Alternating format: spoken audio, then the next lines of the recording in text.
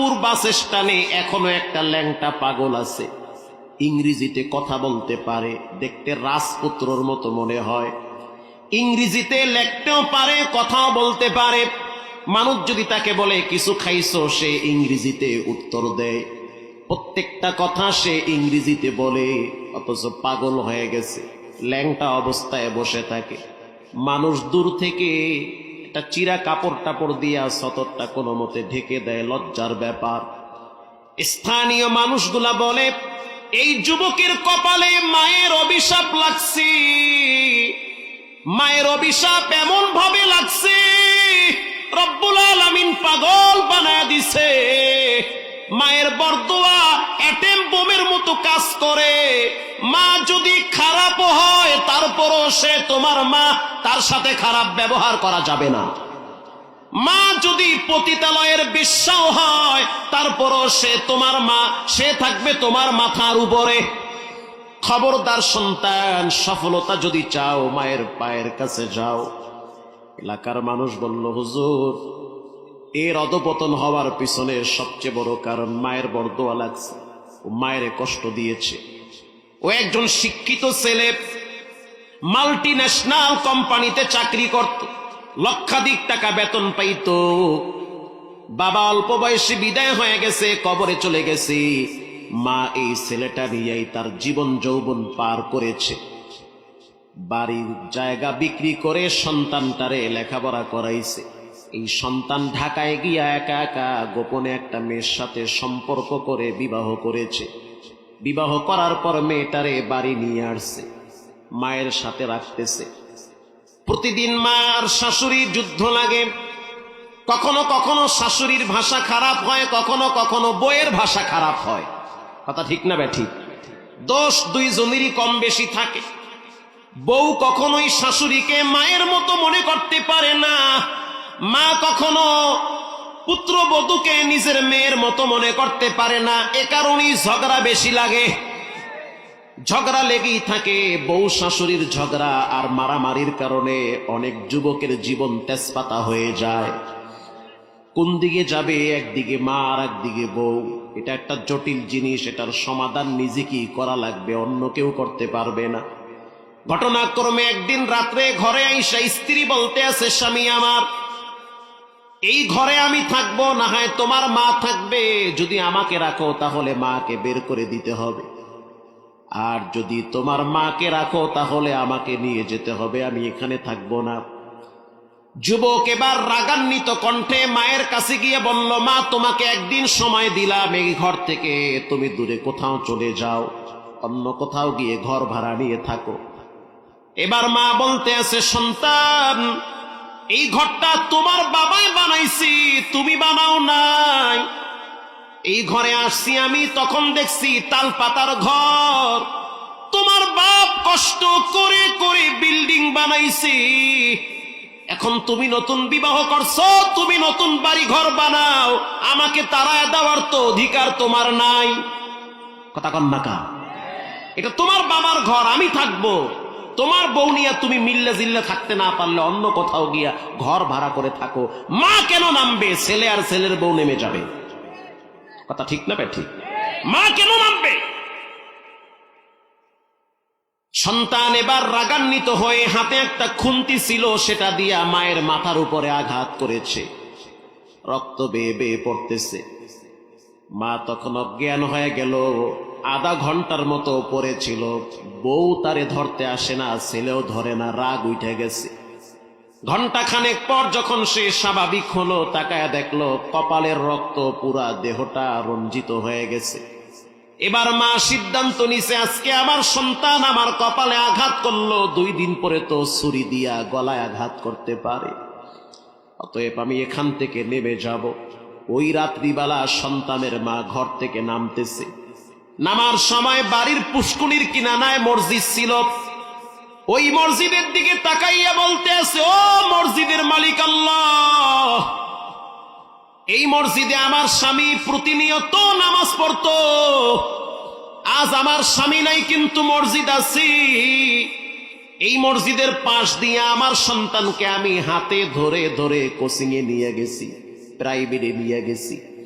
আমার সন্তানকে কদু বিক্রি করে পরীক্ষার ফিস দিয়েছি, তুমি সাক্ষী থাকো।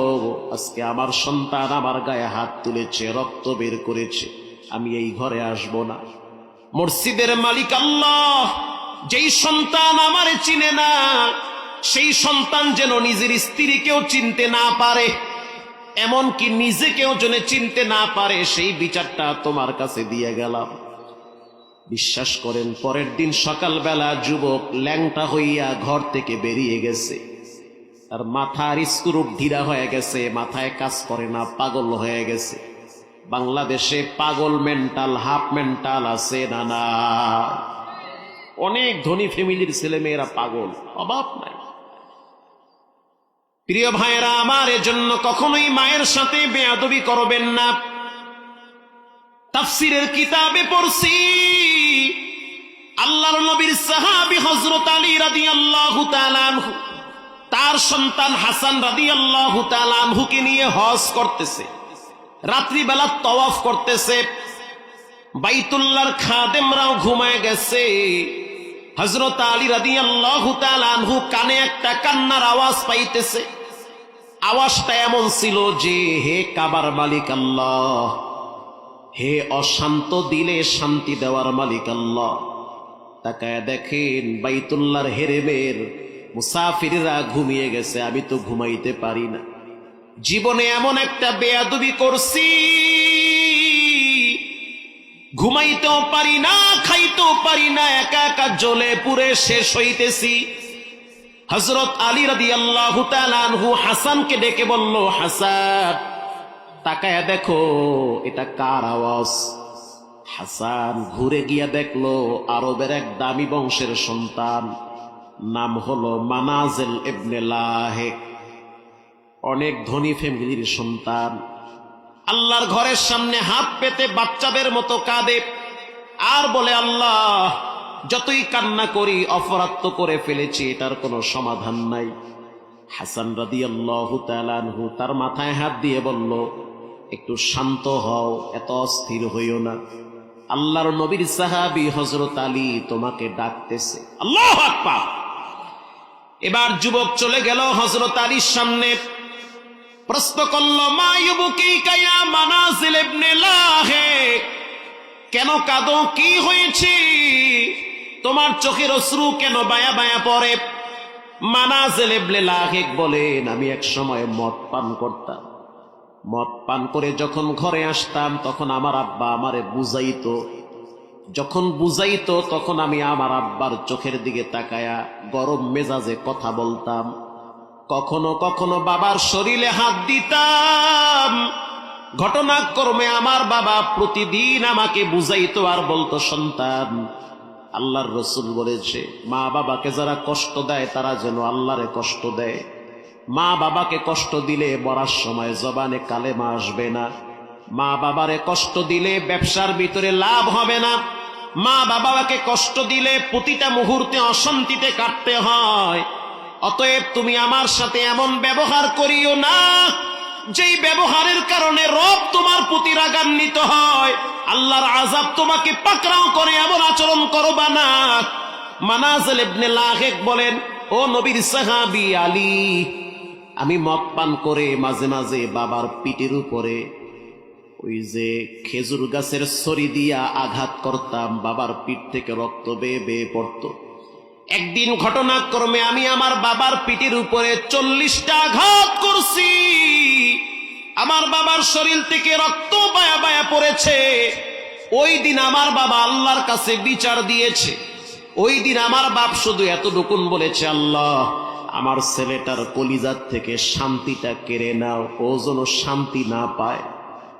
যেই দিন বরদোয়া করেছে এর পরের দিনই আমার বাবা ইন্তেকাল করেছে। বাবার মৃত্যুর পর, বাবার লাশ কবরে রাখার পর থেকে আমার ঘুম হয় না, খানাও হয় না। ঘুমাইতে গেলেই মনে হয় বাবার ওই কথাগুলো আমার কানে ভাসে। আমি এত কিছু করি তারপরও শান্তি পাই না, ব্যবসায় হাত দিই, লস খাই, ঘরে যাই, বউ কথা শোনে না, বাচ্চারা আমার দিকে গরম নজরে কথা বলে, সমাজের মানুষ আমাকে মূল্যায়ন করে না। নামাজে যখন দাঁড়াই তখন সূরা কালাম মনে থাকে না, কেন মনে থাকে না বুঝতে পারছি, মায়ের অভিশাপ আমার কপালে লাগছি। এজন্য বিনয়ের সহিত বলি, যাদের মা আছে বাপ আছে জীবনে কখনোই বেয়াদবি করবেন না। আল্লাহর রাসূল বলেন, আল জান্নাতু তাহতা আকদামিল উম্মাহাত, মায়ের পায়ের নিচে সন্তানের জন্য জান্নাত রেখেছেন কে? ঘরে গিয়ে দেখি স্ত্রী অসুস্থ হয়ে যায়, রাত্রিবেলা দেখি গরমের দিন পাখা দিয়া বাচ্চারে বাতাস দেয়, রাত 2টা বাজে 3টা বাজে আমি তো ঘুমাই, তার তো ঘুম নাই। কেউ ঘুমাও না কেন? বলে বাচ্চার ঘুমটা ভেঙে গেছে, গরমে ঘুমাইতে পারে না, পাখা দিয়া বাতাস দেয়। আবার শীতের দিনে দেখি প্রস্রাব করে দিলে বাচ্চায় নিজের হাতে মেথরনির মতো সাফ করে, তখন চোখের সামনে ভেসে উঠে, ও মাহমুদুল হাসান, তুমিও একদিন ছোট ছিলা, তোমার মা তোমাকে রাত জেগে জেগে নিজে না ঘুমায়া পাখা দিয়া বাতাস করে ঘুম পাড়াইছে। এখন রক্ত গরম হয়, হাড্ডি শক্ত হয়েছে, ঘাড় মোটা হয়ে গেছে। এখন তোমার টাকা পয়সার অভাব নাই, যশ খ্যাতির অভাব নাই। এত দূর আসার পিছনে সব অবদান হলো তোমার মায়ের দোয়া। এজন্য সাবধান, এটা হলো পাওয়ার হাউস, জীবনে কখনোই ওই জায়গায় আগুন ধরাবেন না। মা বাবা বুড়া হয়ে গেলে রাগ বেশি থাকে, কথা কন না কা, মেজাজ খিটখিটি হয়ে যায়, ভালোটা বুঝতে চায় না, আরেক সময় খারাপটা বুঝে, উল্টা বুঝে, সঠিকটা বুঝবে না, ব্যাঠিকটা বুঝবে। মাঝে মাঝে আমারও রাগ উঠে, যখন রাগ উঠে সাথে সাথে মনে পড়ে রাসূল বলেছেন, খবরদার খবরদার, মায়ের পেটে যখন সন্তান ছিল তখন সন্তান পেটের ভিতরে পা দিয়া লাথি মারছিল মায়েরে, এক একটা লাথি মায়ের কলিজায় গিয়া লাগছে। মা ঘুমের ভিতরে চিৎকার মেরে উঠতো আর বলতো, আল্লাহ তুমি ছাড়া আমার কেউ নাই, যত কষ্ট আমি মাকে দাও, পেটের বাচ্চাটারে দিও না। প্রত্যেকটা মায়ের হালত এমন হয়ে যায়। আল্লাহর রাসূল বলেন, সন্তান জন্ম দিতে গিয়া যেই মা মারা যায়, আল্লাহ তাআলা ওই মাকে গলা কাটা শহীদি মর্যাদা দান করে। শুধু তাই না, কোন মা যখন সন্তানকে পেটে রাখে, জিহাদের ময়দানে পুরুষ যুদ্ধ করলে যেই সওয়াব আমলনামায় জমা হয়, মা যখন সন্তান পেটে রাখে জিহাদের ময়দানে যাওয়ার নেকি আমলনামায় জমা হয়, হজের সওয়াব জমা হয়ে যায়। বুড়া মায়ের দিকে তাকাও, বুড়া বাবার দিকে তাকাও, মাঝে মাঝে তোমার উপরে মা বাবা রাগ করতে পারে, তুমি রাগ করবা না, তারা উল্টা বুঝবে, তুমি উল্টা বুঝবা না। তারা কখনো কখনো এমন রাগের কথা বলবে, তোমার মেজাজ আগুন হয়ে যাবে, মনে চাবে বাবারে একটা ধমক দেই। খবরদার, ধমক দেওয়া যাবে না। তোমার পকেটে টাকা না থাকলে যেমন মেজাজ গরম হয়, তোমার আব্বা বুড়া হয়ে গেছে, তুমি তোমার বাবার পকেটে কিছু টাকা ঢুকায়া দাও, কারণ তারও তো ছেলে মেয়ে আরো আছে, ওখানে তারও যেতে মনে চায়, ঠিক না বেঠিক? তোমার 2-3টা বোন আছে, যেমন আমার 2টা বোন আছে, 2 বোনের ঘরে 5-6টা ছেলে মেয়ে আছে। এখন আমার আব্বা বুড়া হয়ে গেছে, মাও বয়স্কা হয়ে গেছে, বাবার ইনকামের রাস্তা বন্ধ হয়ে গেছে, বাবারে কে টাকা দিবে? বাবার তো মনে চায় ওই নাতিদের বাড়ি বেড়াইতে যাইতে, বাবার তো মনে চায় সেই নাতির জন্য মজা নিয়ে যাইতে। তখন সন্তানের উচিত নিজের ঘরে বাজার কম কইরা বাবার পকেটে গোপনে কিছু টাকা দেওয়া, কথা ঠিক না বেঠিক? এমন ভাবে পকেটে টাকা ঢুকায় দেন, বাবা যখন বুঝবে টাকাটা আপনি দিছেন, এমন একটা দোয়া করবে, আল্লাহর কসম 30 বছর সংসার কইরা ছেলে মেয়ে বউ বিবির যে দোয়া পাইছেন, তার চেয়ে বেশি দোয়া বাবার কাছ থেকে 1 সেকেন্ডে পেয়ে যাবে। আমি বাসায় গেলে, যখন আমার বাসায় মা বেড়াইতে আসে গ্রাম থেকে, আমার ছোট্ট মেয়েটার হাতে যখন 500 টাকার নোট দিয়া বলি, যাও তোমার দাদির দিয়ে আসো, আমি ফাঁক দিয়া তাকায় দেখি মা কি ব্যবহারটা করে। যখন বাচ্চা মেয়েটা মায়ের হাতে টাকাটা দেয়, মা তখন দেখি হাসি দিয়া নাতিকে জড়ায় ধরে বলে, বুঝছি তোর আব্বাই দিছে বুঝি। এবার আমার বাচ্চা মেয়েটার কপালে একটা চুমা দেয়, এমন একটা হাসি মারে, তখন মনে হয় আল্লাহর আরশে আজিম হাসতেছে। তখন বুঝতে পারছি মানুষ বুড়া হয়ে গেল টাকার প্রয়োজন হয়। কথা কন না কা? টাকার প্রয়োজন হয়। যুবক ভাই, এই বিষয়টা কখনোই মাথার থেকে হারাবা না। কখনো কখনো স্ত্রীর কথা শোনার কারণে মনে হবে আমার মা খুব খারাপ, ওটা মাথায় নেওয়া যাবে না। স্ত্রীর সাথেও ভালো ব্যবহার করতে হবে, মায়ের সাথেও ভালো ব্যবহার করতে হবে। তবে মনে রাখবে, মা এমন এক সম্পদ, মায়ের সাথে আচরণ ভালো করলে আল্লাহর সাথে সম্পর্ক ভালো থাকে, দুনিয়ার লাইনে উন্নতি লাভ করতে পারবে। মৃত্যুর সময় জবানে কালেমা আসবে, আল্লাহর ঘরে লাব্বাইকের আওয়াজ দেওয়ার সুযোগ জীবনে একবার হবে। 2016 সালে যখন হজের সফরে ছিলাম, মাওলানা হাফিজুর রহমান সিদ্দিকী কুয়াকাটা তিনিও হজের সফরে ছিল। ওই সময় চোখ দিয়ে দেখছি একজন রিকশাওয়ালা লাব্বাইকের আওয়াজ দিতেছে খানায় কাবার চত্বরে। পরে শুনলাম তিনি 2 বার হজ করতে আসছে। ঢাকায় কেরানীগঞ্জ রিকশা চালায়। আমার সাথেও দেখা হয়েছে, বাংলাদেশের অনেক আলেমদের সাথেও দেখা হয়েছে। তো তাকে প্রশ্ন করলাম এটা কেমনে সম্ভব? সে জবাব দিল 2টা কারণ। একটা হলো আমার মায়ের সাথে আমার সম্পর্ক ভালো। আমি আমার মায়ের কাছে সবসময় দোয়া চাইতাম, মা আমার জন্য দোয়া করেন যেন রব্বুল আলামিন আমাকে জীবনে একবার নবীর দেশে নেয়। আল্লাহু আকবার। এই দোয়াটা যখন আমি মায়ের কাছে চাইতাম, মা বড় খুশি হয়ে যেত। প্রিয় ভাইরা আমার, জীবনে কখনোই মা বাবার সাথে খারাপ আচরণ করবেন না, উস্তাদের সাথে বেয়াদবি করবেন না। এখানে এমন মায়ের সন্তান আছেন যে কিনা নিজের হাতে নিজের মায়ের কবরে রাখছেন। হঠাৎ এই মুহূর্তে মায়ের মৃত চেহারা চোখে ভেসে উঠেছে। মা বাবা থাকলে খাওয়ানো লাগতো, চিকিৎসা করার লাগতো। এখন আপনার ফ্রিজ বোঝাই করা মাছ, গোস্ত, ফল ফুলু বাচ্চারা খায়, স্ত্রী খায়, মা দেখে যেতে পারে নাই, কবরে চলে গেছে। ঘরে গিয়া দেখবেন বাবার বিছানাটা খালি। আল্লাহর রাসূল বলেন, ও সন্তান, নিমুখ হারাম হইও না, মা বাবার জন্য কিছু পাঠাও।